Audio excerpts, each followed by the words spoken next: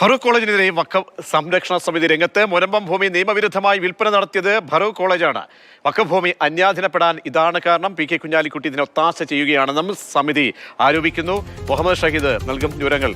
ഷഹീദ്, വഖഫിൽ ഫറൂഖ് കോളേജിൽ നിന്നും പണം കൊടുത്ത് വാങ്ങിയ ആളുകൾ അവരാണ് ഈ രീതിയിലൊക്കെ തന്നെ സമരം ചെയ്യുകയും മുനമ്പത്തെ ഈ വിഷയം കൂടുതലായി വഷളാകുന്ന സ്ഥിതിയിലേക്ക് പോകുമ്പോൾ ഇങ്ങനെ ഒരു ആരോപണം പുതുതായി വഖഫ് സംരക്ഷണ സമിതി ഉന്നയിക്കുന്നത് എന്തൊക്കെയാണ്? ലീഗിന്റെ നിലപാടടക്കം ചോദ്യം ചെയ്തുകൊണ്ടാണോ ഇപ്പോൾ പ്രതികരണം വരുന്നത്? പ്രതീക്ഷ, തീർച്ചയായും മുനമ്പത്തെ വിവാദമായ വഖഫ് ഭൂമിയിൽ ഫറൂഖ് കോളേജ്, കോഴിക്കോട് പ്രവർത്തിക്കുന്ന ഫറൂഖ് കോളേജ് മാനേജ്മെന്റിനെ പ്രതിക്കൂട്ടിൽ നിർത്തുകയാണ് വഖഫ് സംരക്ഷണ സമിതി. കോഴിക്കോട് കേന്ദ്രമായി കുറച്ചു കാലങ്ങളായി പ്രവർത്തിക്കുന്ന വഖഫ് സംരക്ഷണത്തിന് വേണ്ടി പ്രവർത്തിക്കുന്ന ഒരു സംഘടനയാണ് വഖഫ് സംരക്ഷണ സമിതി.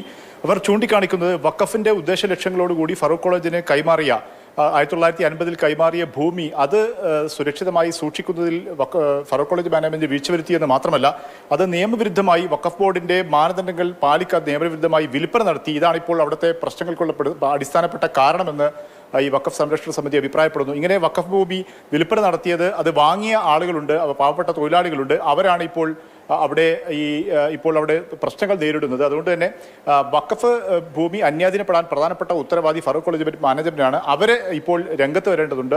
അവരെ ഈ തട്ടിപ്പിന് പ്രധാനപ്പെട്ട നേതൃത്വം നൽകിയ ഈ മാനേജ്മെന്റ് ഇപ്പോൾ ഒളിച്ചു കളിക്കുകയാണ്. അതായത് ഈ വിവാദം ഒക്കെ ഉണ്ടാകുമ്പോഴും പ്രത്യക്ഷത്തിൽ രംഗത്ത് വരാതെ അവർ ഒളിച്ചു കളിക്കുകയാണ്.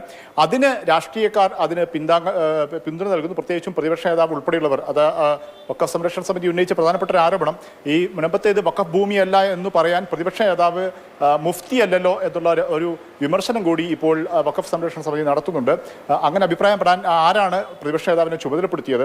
ഇത്തരം നീക്കങ്ങൾ, രാഷ്ട്രീയ ലക്ഷ്യത്തോടുകൂടി ഇത്തരം നീക്കങ്ങൾക്ക് പി കെ കുഞ്ഞാലിക്കുട്ടി, മുസ്ലിം ലീഗ് നേതൃത്വം അതിന് പിന്തുണ നൽകുകയാണ്, അതിന് ഓശാന പാടുകയാണ് തുടങ്ങിയ വിമർശനവും അദ്ദേഹം മുന്നോട്ട് വെക്കുന്നുണ്ട്. കോഴിക്കോട് കഴിഞ്ഞ ദിവസം നടന്ന മുസ്ലിം സംഘടനയുടെ യോഗത്തിൽ ഇതിന്റെ വഖഫ് സംരക്ഷണത്തിന്റെ ഉദ്ദേശ ലക്ഷ്യങ്ങളെ മറികടക്കുന്ന ഒരു തീരുമാനമാണ് ഉണ്ടായത് എന്ന് തുടങ്ങിയ വിമർശനങ്ങളാണ് ഇപ്പോൾ കോഴിക്കോട് കേന്ദ്രമായി പ്രവർത്തിക്കുന്ന ഈ സംഘടന മുന്നോട്ട് വെക്കുന്നത്.